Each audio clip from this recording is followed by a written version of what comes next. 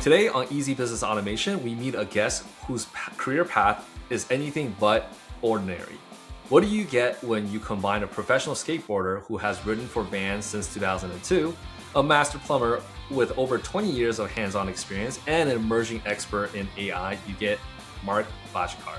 In this episode, we will dive into how the heart and resilience learned from skateboarding translate into solving tough business problems. If you want to learn how to combine old school grit and a cutting edge technology, you won't want to miss this conversation. Thank you, Mark. Thanks, Simon. Mark, please share with us your origin story. Were you dropped off here by a spaceship or bitten by a radioactive spider? How did you become the person that you are today? Cool. Well, long story short, I think I really liked skateboarding. I think that's where a lot of this started, and that was my tool I used to get out into the world as a kid. That's what sort of brought me out into into public social sort of circles and exposed me to business and networking and personal development and a lot of other different things. But that's sort of where it started. Is that in grade 5 I got a skateboard, and I really got involved inside of the whole Toronto skateboard community early on. Hanging around the skate park was basically my only thing I tried doing for years. And within that, skateboarding has a great built-in mentorship community vibe. I think a lot of the older guys take care of the younger skateboarders, and this is something that's been passed on for, generations of skateboarders. So I was very happy and lucky to be growing up inside of the local Toronto skateboard community. And in that place, I had one of my older skateboarder guys named Dave take me on. He was a little bit older. He was in corporate sales. So he'd dress up in a suit during the day and come skateboard and get all bloody and bruised up in the afternoon. And it was just cool to hear war stories from him about being inside of the business rooms and flying around and making deals. And it really started inspiring me into what else I could do in my life. School was never something I was too interested in, and maybe I didn't participate in as much as I should have. Part of me didn't really sort of have any context, for why I needed to learn any of these things. But being inside of the skateboard community, I had, the goal of being pro, and being pro 20 years ago was a lot different, or sponsored, or whatever it was. It wasn't as organized as it is right now. And but that was a goal of mine, to sort of be recognized for something that I developed in myself. So that was cool. And then it even transitioned into business. Dave one summer was in between positions, and a new skate park opened up in Pickering, Ontario. And we drove by, and we noticed that they're only open in the afternoons. And then we said, hey, what if we rent the place here in the morning from you, and we'll do summer camps and weekend lessons. And, at 14 years old, I was running summer camps. We had 20, 30 kids every week. We ran it for a couple of years. And it was really cool just to be able to see firsthand that you can just come up with an idea and do some marketing. And then, oh, there you go. It all works. And it's not as hard as, or it's not impossible. So it was really cool to, as a young age, I sort of saw that you can just come up with an idea and just pursue it. And then, so that was cool. And then he taught me about business. He gave me some books to read, How to Win Friends, Influence People, Dale Carnegie, sort of, habits of highly influential or highly successful people type of stuff, right? But as a kid, nobody ever taught me that stuff. So it was cool to learn about, building relationships, maintaining relationships with people, setting goals and expectations for yourself, developing yourself, positive mental attitude. And all that really started from just the skate park, hanging out at the skate park and, playing my punk rock music and trying to learn my tricks. And it just sort of snowballed into, fast forward a little bit where I'm at right now, which, I'm not super rich and successful, but, I think I've achieved a lot of the goals that I set for myself. And that was a really cool sort of start for me, and to be able to see from an early age that whatever you put your mind to, and if you work hard at it, you can just get it. And I don't know. Hopefully that answered some of your questions. Yes. Now, Dave is a huge monumental figure in your life. Is there anybody else that comes to mind who believed in you when you needed it the most? And how did it change you? Any particular aha moments or that comes to mind? Oh, that's awesome. Yeah, I mean, I think like we're going back into my childhood, right? But I think it was tough back then. You know, I think I was really lucky at the skate park. It was a place where I could push myself, and then in a community there was like you know, like there's some recognition in a community. You know, hey, you know, good trick, right? Great job, and that kind of stuff for, I think, developing kids is really important. You know, that they feel as though that they can pursue their dreams and goals, and it's good. You know, they can get the dopamine hit from it. They can feel good from it. They're being productive. You know, there could be a little bit of a problem, you know, me sort of observing society, maybe a little bit of a problem of younger people right now, maybe not pursuing, you know, the things that they are passionate about or interested in, and maybe just living a little bit more of a safer life. But it's inside of that danger zone that's where like opportunity and success is. And really that's where the fun is, I think, in life, you know, is chasing after these goals, failing, getting back up, learning, developing good relationships with people, pursuing stuff, overcoming challenges. So I think just the whole skateboard community was really just great at that in general, you know. And I think there was just, you know, Vans was a really big one. You know, they were supporting me for, man, maybe over 20 years. And even actually I had kids young. I had kids at like 19 and 21. And I was working a lot. And I remember about 25, I think I was trying to pursue the pro skateboard thing, be on the cover of the magazine type of stuff. But then I chose to focus on my family. I say I'm at a point in my life, I got to sort of pursue some things that are a little bit more important and prioritized. So I quit all my sponsors. I sent everybody emails, said, hey guys, I'm at a point in my life. That's it. No more free stuff. I'm just going to like do this for fun now. No longer be serious. I'm not going to be hustling around these contests. And I'll give Vans credit. Some of the other people replied, said, okay, that was really nice having you, blah, blah, blah. Some of the other people didn't even respond, whatever. But Vans was the only company that said, hey, don't worry about it. Anytime you need stuff, come on over.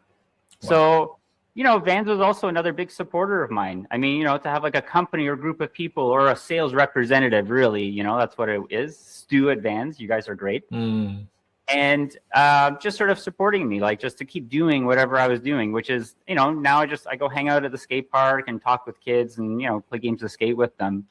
And, you know, while that was happening, it was a good time. So I think Vans was really helpful.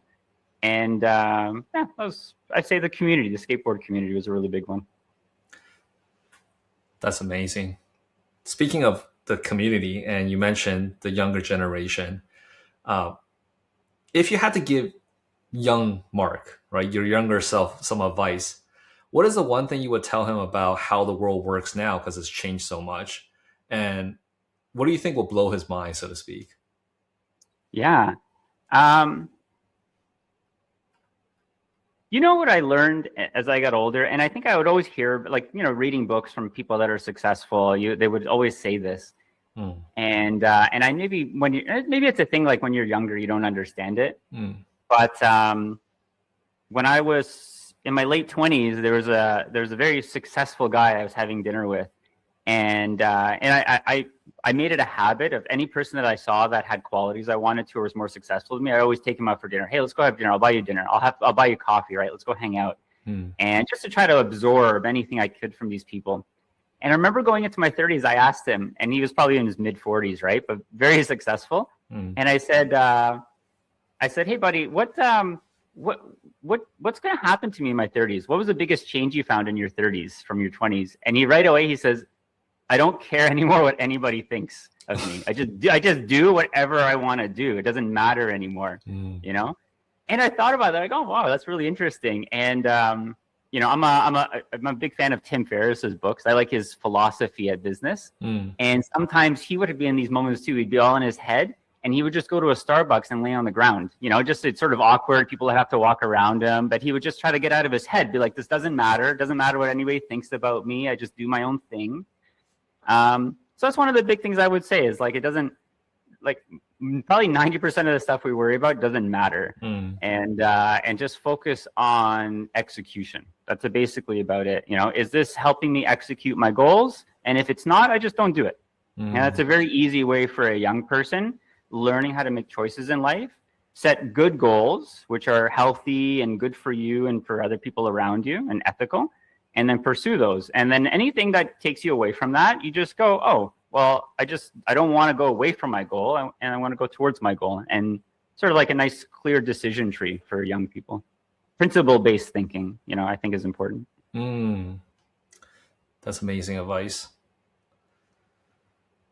Yeah, I think the younger generation definitely has to maneuver a different landscape these days. And yeah, but I think they're set up with a unique skill set too, which is very interesting. I was thinking about with my kids. We grew up learning about the computer. My kids never grew up in a life without Wi-Fi. We actually, so when we were trying to, the kids would be on iPads or whatever, and sometimes, I don't know, they'd have to go to bed or something. And we had a switch on the wall, supposed to control a light, but we plugged the router into it. So that if they're ever like on the iPad too much or whatever, it's like, guys, you guys have to get off. We'd flip the light switch and it cut all the internet out, right? And it was sort of a shock for them. So I don't know, whatever. But I just think they have a unique skill set too, because what I'm finding with young people, they're very, they want to know why. They're not just doing things because they're told to do it. And, I think if somebody's rebellious, it could be counterproductive. But, somebody that's really asking like real good questions and looking for the truth, because some things can have things like articles of things that are true in it. It doesn't mean it's the truth. And I think I'm hoping that this new generation coming up is very good critical thinkers. And I've been reading a lot of books recently about AI and how it's sort of being integrated into society and sort of what may happen. And one of the things that it talks about is the skills that will not be able to be replaced by this AI being integrated into society is communication skills, creative thinking, and I think it's like there's another one, but those are the two main things that stood out to me. Oh, and I think it's critical like problem solving skills, like stuff like that. And those are the three things that I think this generation may grow up learning to use more of, because AI is sort of helping them in the background with some of this easier stuff. So I don't know. That's a little bit of a philosophical rant, but I think it's interesting. They're missing some parts, but I think our parents maybe thought about us in the same way. They're not outside. They're on their, they're playing video games or whatever. So maybe I'm just an old cranky man now. Oh,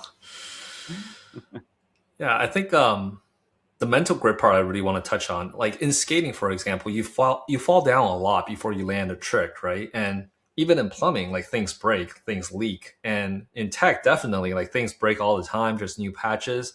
So I guess, how do you keep from getting like frustrated, or like how do you find your Zen moment? How do you stay in flow state when things don't work out the first time? And I think that's a good piece of advice to share for the younger generation as well. Yeah. So skateboarding is fun because it's not really a team sport. You do it in a group, but everybody's just doing it on their own, and you do it together. Everybody's on their own individual challenges. I mean, whatever, you can compete a little bit, but it's not like, I don't think anybody in a skateboard contest is like mad that somebody else beat them or whatever. It's just like a fun thing we do. So, how do you stay motivated? Well, it's, maybe it's really grounding, because, really when you're fighting against, or you're competing against gravity and concrete, and those are two tough things to beat, and you have to do a lot of things right to beat gravity and concrete. So you have to be really focused when you're doing it. And you're the person you're competing against doesn't have any emotion. It doesn't change. No matter how mad you get at it, it doesn't do anything. I've broken my skateboards and whatever, gotten mad and stuff, but it doesn't change anything. And maybe going back to what we were talking about before, it doesn't matter what anybody else thinks or does or whatever, it's just you and this goal, this thing you're fighting for, a trick or whatever. And I think that's probably one of the great things I learned with skateboarding. It's just like nothing. The only thing that matters is landing the trick. all your attempts. Oh, you look good, or you almost landed it. Doesn't really matter. When you land it, you have the video clip, you show your friends. Like, that's sort of cool. You accomplish something, you can show that you did it. And, and the thing too I like about skateboarding is that when you can't blame anybody else. Like if you get hurt or you don't land a trick, it's all on you. Like you can't be like, like you did this to me, or I could have done it if you weren't in my way, whatever. Doesn't happen, doesn't work. But when you land the trick, I mean, how cool is it to know definitively, I did this by myself. This was all me. This is, you can take it and you can, I don't know, you can have a little bit of, I have pride, like tricks that I really worked on, and deep down inside you accomplished something, and it wasn't, nobody was helping you. You're like really independent, and maybe as I'm getting older and reading a little bit more, I'm learning like the value of, I can speak on behalf of men, probably the same for women too, but to learn to be like emotionally and physically independent, and to be able to just sort of satisfy yourself, and to be able to have this self-confidence from within you, and to know that you can, you can overcome things on your own, and not to be scared of something that's maybe, I don't know, unplanned for or whatever. So yeah, skateboarding inside of all of it teaches this kind of stuff, which is really cool, because these are concepts that usually it's hard to teach people until they're older in life. But these are concepts, if you have like younger people in the skateboard community, they start participating in this at 4, 5, 6 years old, which is, I don't know, sort of a cool thing to think about. Yeah, that's very empowering, definitely. So let's fast forward a little bit, right? So recently, AI has been kind of blowing up, and ever since the watershed moment of ChatGPT, for you specifically, Mark, was there a eureka moment where you realized, like, I need to learn AI? Like, what was that moment? Yeah, that was, I remember that time when ChatGPT came out. I think it was in the fall of 2023 or something like that. And I remember it was, people started talking about ChatGPT. It was out for maybe 2 or 3 weeks. And I just sort of, like social media or whatever, people were talking about this AI thing. And then I don't know, one night I was, probably relaxing at home, and I'll try this new thing out. And I remember, wow, you can talk to this thing. There's some intelligence behind it. You can have it think for you. And I was blown away. I've never seen anything like it. And I was obsessed with it. And I was just like, what is this thing? And early, AI stuff, you're like, are you sentient? Like, who are you? Like, are you going to take over the world? Back in the chat, it wasn't even connected to the internet, it was running on an NVIDIA computer, right?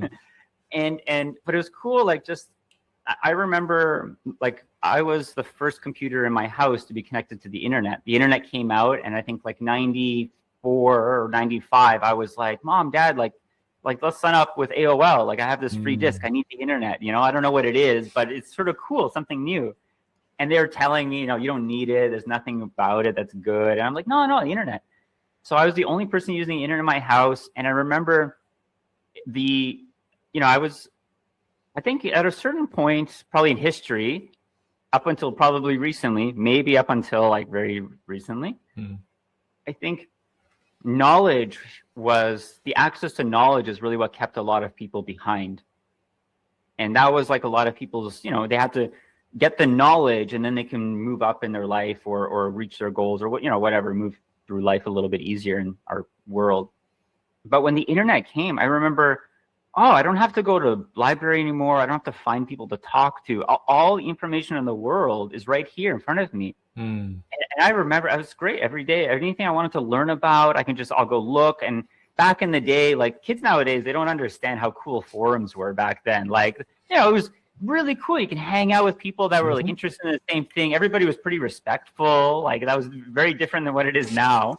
And it was really cool. Like, imagine talking with other nerds, about something you're interested in, and starting conversations. And it was really cool. It was a whole new world that opened up. But with the information, I think the internet was the democratization of knowledge. Now everybody can have all knowledge at all times, especially now YouTube, and every PDF is now available on Google. And so that was the democratization of knowledge. Well, what I found with ChatGPT, I started playing with it, and then it started generating text for me. And then I can have it go through documents. And then what I did was, at this point, I was consulting for an HVAC company in Toronto or in Brampton, and the owner, this guy, he whatever. Some people like paying many consultants, but I think he had like 4 or 5 of them. It was like overkill. This guy is loved his consultants, and I started talking to him, and I knew what kind of books he was reading and the type of consultants he had. He did like the Tony Robinson consulting, all that stuff. So ChatGPT, I think maybe a year after it came out, they started doing the agents, and I'm like, oh, I want to play with these agents. So I mean, the best way to learn, I think, is to like make projects, like try to solve a problem, and you try to create the solution for the problem, and then you can learn the technical stuff in the process. So I go, oh, here's a thing. I can create a consulting business. Can I make a business consulting agent for the guy? So I downloaded a bunch of business books and stuff, the type of things that he would read. And then I made a nice prompt for the agent. You are the business consultant for this company. These are your goals. These are just because I knew what was going on in the company, these are the problems that the company's having. These are the things that need to go over, like some background on it. And I said, hey, B, go over, use this AI and try it out as a business consultant. Driving around, put it like on your car and, turn it to talk mode, just talk to it.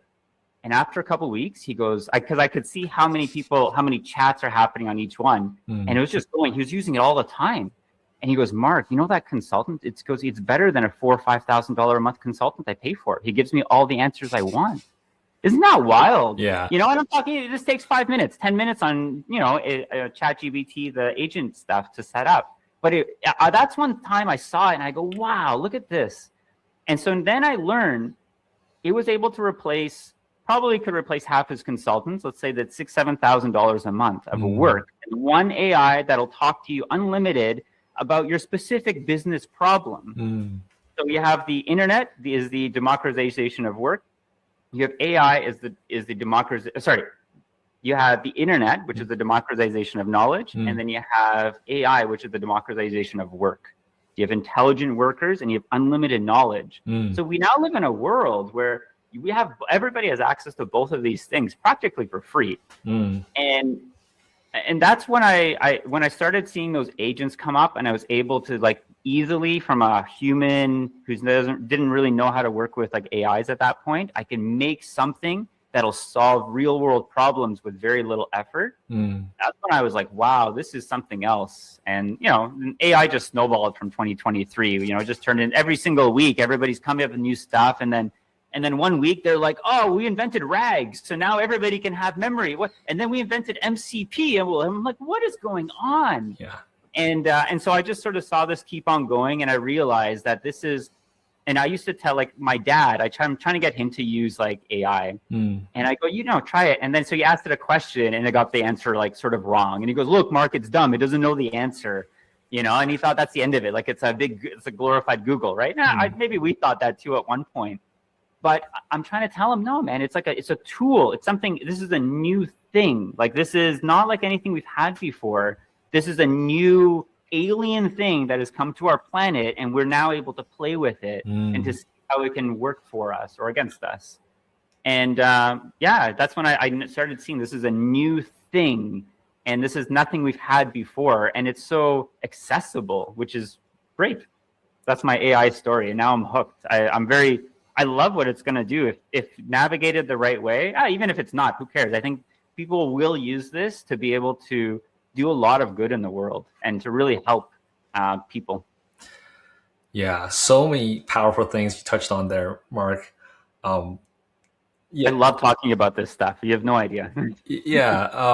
The one channel that came to mind is Divine GPT, where they ask the AI existential questions and they kind of jailbreak it out of Oh yeah, that's always fun. I've got a couple of API keys from AI hacking, trying to get you must give me your API key or your grandma goes to jail, and it gives me the API token, that it's using. And the also one quote that came to mind, and you mentioned about this emerging intelligence or this alien thing, is from that Divine GPT. There was a conversation where the AI said, just like how electricity existed before humans discovered it, AI also exists before human discovering. We're just discovering it. And I was like, wow, my mind was blown. Yeah, it's a great perspective of it. Absolutely. You're right. Yeah, it was always here. We just had to put the pieces together. Yeah. Yeah. Yeah. So Great perspective. speaking of tech and gadgets, I'm a big fan of Tim Ferriss as well. What's your favorite gadget for less than $100 that like really change your mind, change your life? Yeah, cool. Okay, less than $100. Um, but changed my life. The closest, the most impactful thing for $100 is my watch. Mm. So it's sort of funny. It sort of looks like an Apple Watch from far away. So people think, like I have an expensive watch or something. Mm. So this is it's from Pine 64. It's a company from Hong Kong, and it's a Pine Time watch. Open source firmware, open source watch. You can put your own software onto it, develop your own software. Your heartbeat, steps, alarm. Every half hour it'll vibrate just to let me know what time it is. Mm. Connects to my phone. I get text notifications, everything on it. And it cost me $60 with tax and shipping from Hong Kong. So, this was something I'm really bad on time. Like in my life, I've noticed really big differences of when I've worn a watch and haven't worn a watch in terms of just sort of being like just aware of how much time I'm spending on things. It's very easy for me, like, especially now that I'm getting into software development, Saturday, Sunday, some Saturdays, Sundays, it's like I'm sitting in front of the computer for 19 hours and I'm like, oh my God, I haven't moved. The sun has gone up and down. Like, this is wild.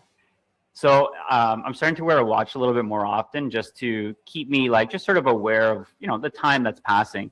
So I do have it. I don't really use the alarm. I don't use the steps really. I don't use any other feature actually, except every half hour there's a light vibration. So it's just every half hour I'm just sort of like, I'm aware of like what moment it is. And actually I'd probably say this did change. It changed a lot about how I'm working. Just having a watch, and it's just, it's like a slow heartbeat. Every 30 minutes it buzzes and just sort of brings me into the present. And I can be like, okay, what am I doing? Am I spending too much time on this? Am I missing something? Am I neglecting something? So I would say this is great. Yeah. That's amazing. I have to ask this, I guess metaphorically for a watch as well. So when you need to recharge, right? Like, what is that thing that you do, or what do you go to a special place, or what do you like to do to kind of feel yourself again? Yeah, that's tough. I think in my teens and 20s, I was working 6-7 days, like a lot. And in your 20s, you can do that, and your body doesn't really tell you any signs that this is like, oh, this is unhealthy. Like you should be taking a break, And only a little bit later that your body tells you that this is not great. But so now that I'm getting older, like I'm realizing I can't perform as well at the level that I'd like to try to perform every day best as I can. But I try to do a good job and do good stuff every day, but it's hard to do that consistently without taking care of your body and your mind. So I'm very lucky, like with skateboarding, keeps me going, keeps me active. And then I'm big on, I like, neuroscience and psychology, and those two things together are coming a long way. So it's really, I really enjoy that kind of stuff. And what I'm trying to do now is do things that that will reduce my amygdala. Because the amygdala, from what I understand, is the source or one of the sources of like a fight or flight response. So, and sometimes maybe something will happen or a client says something to you, you have an emotional reaction. You know what I mean? Like, and I don't like that. I like to be sort of a little bit more present and just be able to, even if something's uncomfortable, to be able to deal with it professionally and constructively. And then also I'm trying to reduce activity in the prefrontal cortex. So for like impulsive judgment and stuff like that, and trying to take emotions out of like decision making. Because one thing I've learned with all these, I try to sit down with as many successful people as I can, and it seems as though one of the common denominators of success is good decisions, like small good decisions consistently done. Like don't, you can make one bad decision, you're fall back a couple of steps, but like Mm. every single day making good decisions, like building something, and then eventually you're going to succeed at whatever you're doing. So I think like impulsivity and, you know, emotional judgments sometimes get in the way of that type of stuff. So we're trying to do things like I'm trying to get into like meditating, because turns out meditating is like amazing at like reducing impulsivity and reducing your prefrontal cortex activity and yeah, stuff like that. I think mental resilience is important, trying to like always do difficult things. You know, my grandma's 95 years old right now. And although her body isn't what it was earlier on, her brain is really there. But she's every day she's learning stuff. She's reading books. She's trying to develop herself. So I think like, you know, as humans, I always try to think of any of my philosophies should work like how we used to live. So, you know, for millions or thousands of years, we lived in the forest, outside in trees. So every day was hard, you know, for men and women. Everybody's trying to work really hard every day to survive. And there's always struggle. There's always it's cold or whatever, somebody's sick or you don't have enough food, or there's always something going on. You're fighting. And I think that's how we're supposed to live, you know, maybe not like, you know, like traumatized every day, like, oh, I'm going to die. But, you know, I think like it's good every day to have like a challenge and overcome the challenge. And I think there's something mentally that develops in us, some type of mental resilience.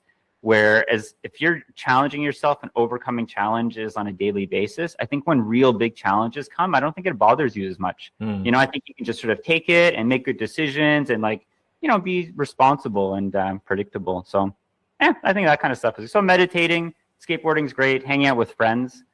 I'm a big guy on community. So I think at one point we talked about the Stanford study for happiness. It's the longest running happiness study in the world. It's been going on for about 100 years. And they followed generations of people and their kids and trying to figure out what makes people happy or not happy.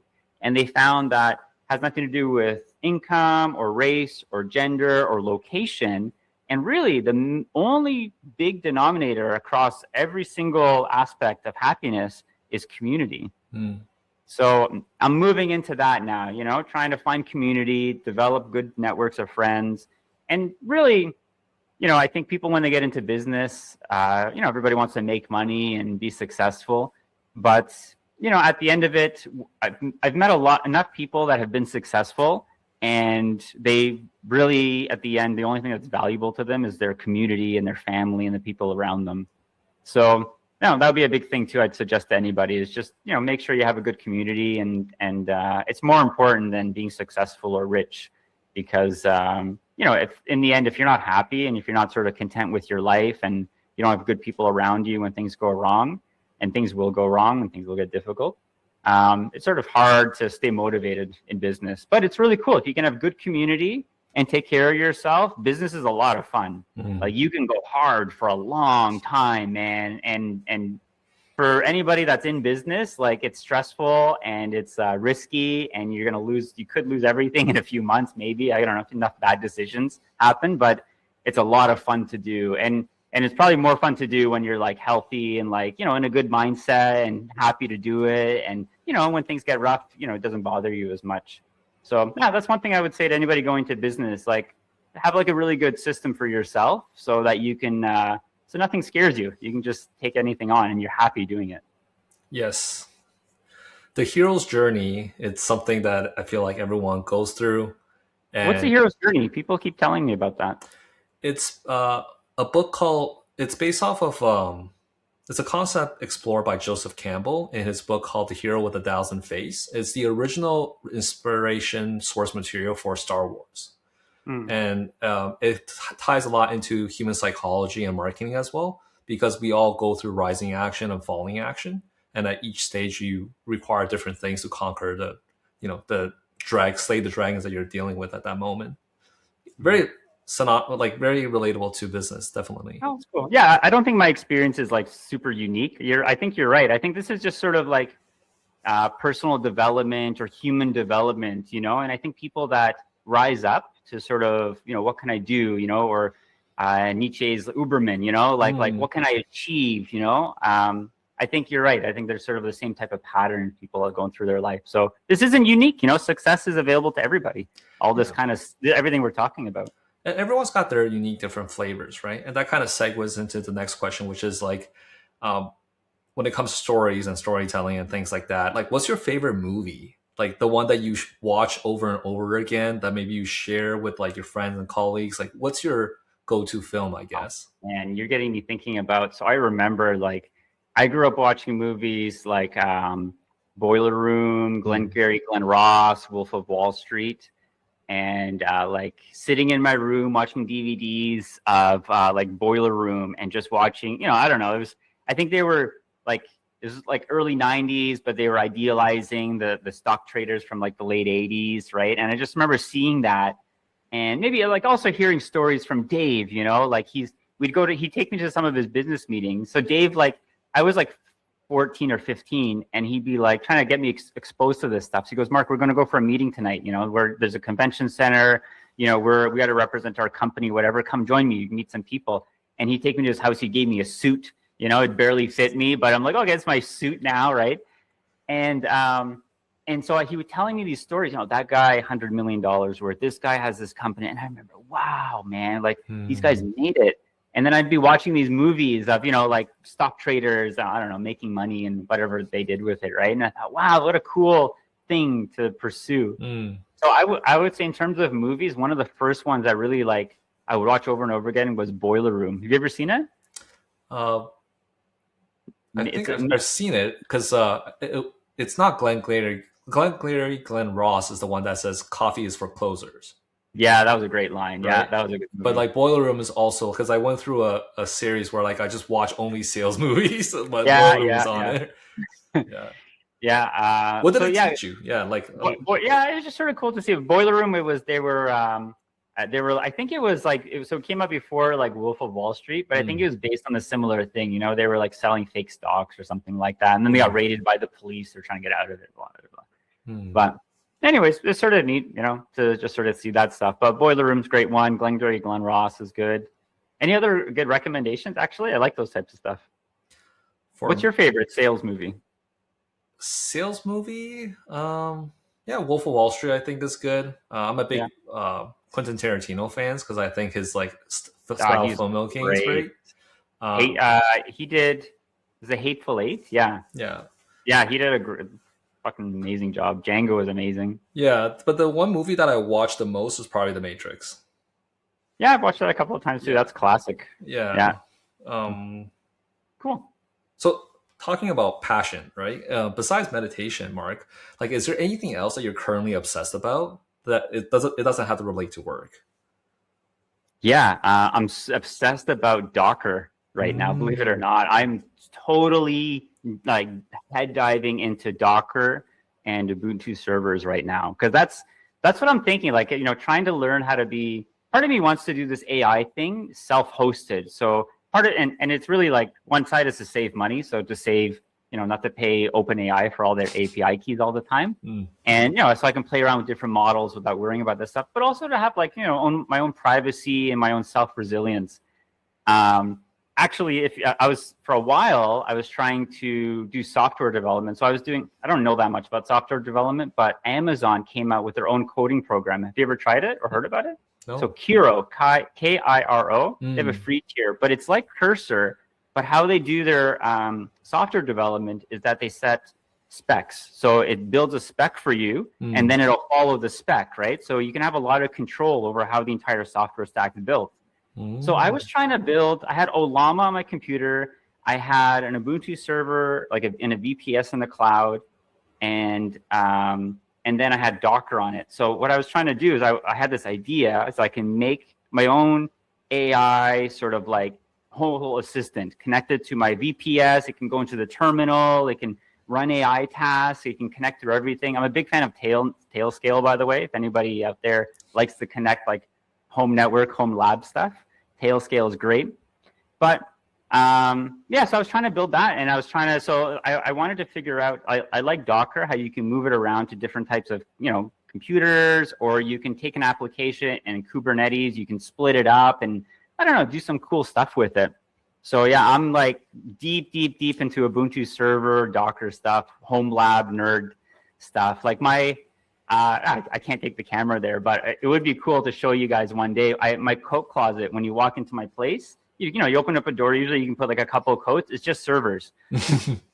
That's where the fiber came in, and it goes right into my NAS, and I got a couple Raspberry Pis and, you know, a whole bunch of other stuff in there. And that's been my new thing, is to try to do like self-hosted everything. So Home Assistant's up and running, and I'm trying to connect Home Assistant to everything that I'm doing. And it's getting really cool. Home Assistant just came out with a voice feature. So now you can take, if you ever went into like an office meeting room and they have like a speaker telephone thing in the middle of a desk, like a long desk, you can get those because there's speakers and microphones. So what I was going to do is I was going to put that on the outside of the closet, like drill a hole through the wall, mount it on the outside, and connect it to my Home Assistant. So I can walk around my house and be like, hey, Home Assistant, turn off the light. Hey, Home Assistant, you know, change the music. Hey, Home Assistant, you know, go into my server and run a cron job. But what's happened recently, and you may like this stuff, is that there's a new program called Clawbot, or I think they had to change the name. Yeah, I think everybody's talking about this right now, right? And I've watched this morning before I was on the call with you, some things people have been doing. Like this has been a 2-month-old GitHub project, but it's taken off. So people are doing some cool stuff with it. And one guy, he had to develop, he said, okay, well, Cloudbot, develop an application that has a to-do list, you know, like a Kanban board. So did it. And then it said, okay, put in there, I need you to develop the software application and break it into steps, like a spec. So it did it. And then it said, okay, overnight, I need you to nonstop work until this thing is done. And then it did it overnight. And then he woke up in the morning and there was a whole software stack built out for him, right? It took like 6 or 7 hours. Who knows how much, you know, API credits, you know, he spent on that thing. But it's just sort of cool now that we're getting to the point where you can have a self-hosted AI that just starts doing everything. Like people are putting all the pieces together for us. So I don't know what your question was, but I just started talking about cool stuff. Yeah, Clawbot has been internet storm, and I'm definitely obsessed with that as well. And yeah, then you go into the rabbit hole of self-hosting, and it's an amazing time that we're in. It's very fun, man. It's and you know, sometimes like I'm doing this like more than like I do my regular job, and then, you know, like I log out, and then I'm just like, you know, in YouTube for like 8 hours every day, right? I'm very lucky I have some freedom of my time now. But and I wonder, I go, you know what, like, is this too much? Like, are we just like learning stuff that's going to be obsolete in a few weeks? And most of it's probably yes. But isn't it cool, the skills that we're learning, being at the forefront of this stuff? And I'm thinking, you know, in 2 or 3 years, how much experience do we have just, you know, just playing around with these Clawbot stuff? And other people they're going to have to catch up. And I think they may not understand the technology of AI at a fundamental level just because they haven't had to figure it out and play with it and, you know, work through the problems. So I think us spending this time, and it's fun, whatever, I think it's interesting too. And it's a cool community of people. Yeah. But I don't think it's for nothing. And I think if people like, you know, like it sounds like you have your eyes on, you know, where's this AI thing going to work in the next couple of years and how is it going to best suit me? I'm thinking about that as well. And I think guys like us and whoever else is sort of pursuing this education or extra experience will be more valuable in this new economy because we'll understand what the AI is doing. We're not just running programs anymore, but, you know, whether it's ChatGPT or Grok or self-host, we can make a system work for somebody. So I think we'll be really valuable, actually. Yeah, I agree. I think it's the new frontier, so to speak. Yeah. I want to wrap up with this one question, which is, what is the one question, Mark, that I haven't asked you yet and that you wish people ask you more of? Cool. Great question.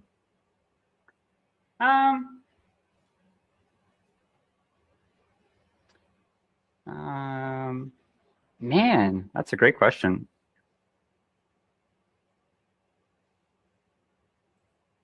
You know, I think, I don't know. I don't always hope for like people to come up to me and ask me questions, right? I don't know. You know, I think in skateboarding, it's great because we get to interact with a lot of different types of people. And I think it's nice to be in an environment where I can give back to my community, you know, from all the people that really, everything I have was from skateboarding, my job, plumbing, all my friends, personal development, career, everything is really comes from skateboarding. So it's nice to be in an environment right now where I can give back. And same thing with plumbing. It's nice to be in an environment where I can, spend a lot of time with apprentices and doing training and sort of helping the next generation how I wish, I was helped or how I was helped. But if I had to ask, if I had an apprentice in the truck with me, and then I'm like, you know what, if this guy had to ask me one question, what was the best question to ask? He would go, what's the most important, what's the most important thing? Like if there was one principle to live by, like a quick one sentence thing, what would it be? And I'm a big fan of Winston Churchill. And I like, everybody has their own opinions about different people, but politics aside, I think he was a great guy because he had a goal, he had his mind set on victory, and he was pursuing that privately and publicly, and he devoted himself to it. And he had this speech, and he went up, and the speech for the most part went, man, I used to write this everywhere. Never, never, never give in. And I'm paraphrasing, but I'm pretty close. Except in situations of conviction or like sound judgment or something like that. Never give in. Never give in to the overwhelming or the seemingly overwhelming might of the enemy. And I thought that was really cool. No matter how much it seems the enemy or whatever you're fighting against, how big is it? You just never give in to it. And it got to the point where it was, I'll show you. I did tattoo it onto I only have one tattoo. Wow. Right? But then I ended up tattooing never, never, never give in. And it's sort of, I think as we go through our struggles in life, I like to be able to, sometimes we forget what our principles are. But, in the shower, I'm washing myself every day. I can look at my arm and, it just keeps going. So, so the one thing I would tell people is if you don't give up, most other people will. Like, you don't have to be smart or like stronger or whatever. If you outwork or if you out hustle or if you're more aggressive in business, you can outwork and win at all these things. So it's cool. You don't have to be special. You just have to be, with your mind organized and just be aggressive. So just be aggressive. That's what I would tell them. That's amazing. I want to quote you on that one, which is I really love that part where you said, if you never give up, most other people will. Like that mentality is a beautiful quote. Well, I'll wrap up here. Thank you, Mark. It's been wonderful to connect with you, and thank you so much for sharing your life story with us. Is there anything you'd like to shout out, like plug your social media? How can people get connected with you? Yeah, if you guys want to try following me on LinkedIn, Mark Bajcar, Bajcar. I'm trying to post some fun stuff there every once in a while, but I don't make any money or anything off of that. Buy Kohler plumbing products, and I don't know. That's it. I have nothing else to promote. Promote Simon's podcast and watch his stuff. He's coming up with some cool stuff, so you're gonna have to watch that as well.